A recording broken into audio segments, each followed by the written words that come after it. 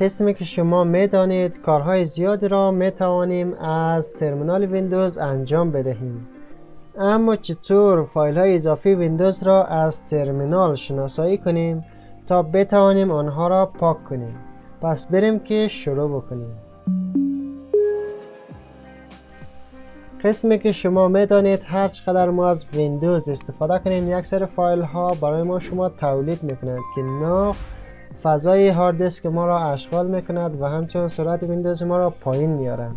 پس شما به سادگی می توانید این فایل ها را از طریق ترمینال شناسایی کنید و آنها را پاک بکنید. چطور؟ فقط کافی ترمینال را باز بکنید، در اینجا استارت را تایپ کنید و تمپ را تایپ کنید. زمانی که تمپ را تایپ کردید و انتر را فشار بدهید، در اینجا در قسمت فایل اکسپلورر برای شما فولدر تمپ باز می شود. میتونید کنترل A و شیفت دیلیت را بزنید و همچنان انتر و در اینجا دوباره کانتینیو تا این فایل ها برای ما شما پاک شوند. این فایل هایی که پاک نمی شوند در حال اجرا هستند. و دستور دوم دوباره می توانید تایپ بکنید که استارت و علامت درصد تمپ و دوباره علامت درصد با شیفت 5 و انتر تا دوباره تمپ ها را هم برای شما بیارن و کنترل A شیفت دیلیت انتر. به همین سادگی میتونید همه اینها را پاک کنید تا سرعت کامپیوتر شما بالا برود و همچنان فضای هارد دیسک شما آزاد شوند.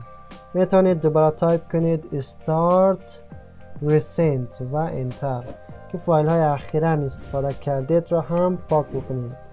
که فایل ها پاک می شود اما یک فایل اضافی هستند، فایل های اصلی شما پاک نمی شوند. و همچنان میتونید start prefetch را تایپ کنید و انتر. start را ما تایپ نکردیم پس میتونیم در اینجا در اولش start را هم تایپ و انتر. قسمی که شما دیدین در اینجا برای ما شما میاین در فایل اکسپلورر میتونیم کنترل A و شیفت دیلیت همه فایل ها را حذف بکنیم که تعدادش هم 408 تا هستند. و همین سادگی برای ما شما پاک می شود. و بعد از اون باید شما تایپ کنید start clean mgr تا دیسک کلین اپ برای شما باز شوند. قسمی که شما ببینید دیسک کلین اپ برای ما شما باز شدن. میتونید درایوی که فایل های اضافی دارن که مربوط در ویندوز میشود که درایو سی هستن انتخاب و بالای اوکی کلیک کنید و در اینجا فایل های اضافی را برای شما شناسایی میکنید که میتونید همه را از اینجا انتخاب کنید و زمانی که انتخاب کردین و بالای کلین اپ سیستم فایل بزنید و دوباره درایو سی اوکی تا برای شما همه فایل های اضافی را شناسایی کنید.